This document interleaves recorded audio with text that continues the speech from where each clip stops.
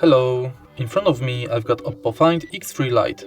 In this video I'll show you how to hide notch.